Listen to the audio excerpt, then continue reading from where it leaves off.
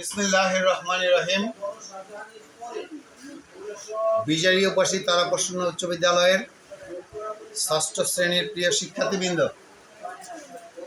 তোমরা যেহেতু ষষ্ঠ শ্রেণীতে পড়ো, অবশ্যই তোমরা ভাগ অঙ্ক জানো, কিন্তু আজকে আমি ভাগ অঙ্কের কিছু রহস্য উন্মোচন করব যেটা তোমাদের জানা প্রয়োজন। যেমন এখানে আমাদের একটা ভাগ অঙ্ক রয়েছে, 15 দিয়ে আমরা 612কে ভাগ করব। আমরা সকলেই জানি যে আমরা ভাগ অঙ্কের ক্ষেত্রে প্রথমে একটা অঙ্ক নিব, সেই অঙ্কটা যদি ভাজ্যের চেয়ে ছোট, ভাজকের চেয়ে ছোট হয়, তাহলে আরেকটা অঙ্ক নিব। আসলে আর একটা অঙ্ক নিয়েই আমরা করতে পারি, আরেকটা অঙ্ক নেওয়ার প্রয়োজন হয় না।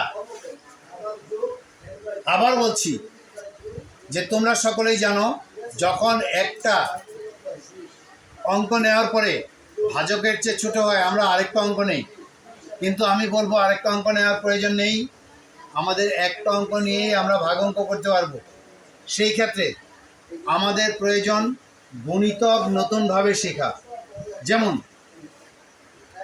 আমরা আগে জানতাম 7 একে 7, 7 দুগুণে 14, 3 7 21, 2 একে 2, 2 দুগুণে 4, 3 দুগুণে 6।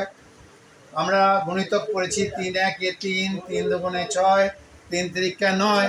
এইভাবে না পড়ে আমরা পড়ব 7 0 0, 7 একে 7, 7 দুগুণে 14, এরকম 2 0 0, 2 একে 2, 2 দুগুণে 4, 3 0 0, 3 একে 3, 3 দুগুণে 6। এইভাবে যদি আমরা গণিতক করি তাহলে আমরা একটা অঙ্ক নিয়েই করতে পারবো।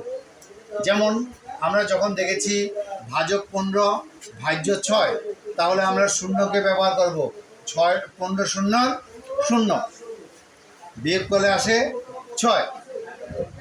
এখন বিয়োগ কেন করব? আমরা জানি যে বিয়োগ থেকে ভাগের সৃষ্টি, এই জন্য বিয়োগ করতে হয়। আচ্ছা, তারপরে আমরা আরেকটা অঙ্ক আনবো 1, তাহলে হবে 61।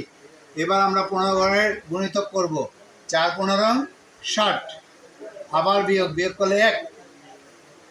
এখন আরেকটা অঙ্ক আনবো 2, তাহলে হবে 12।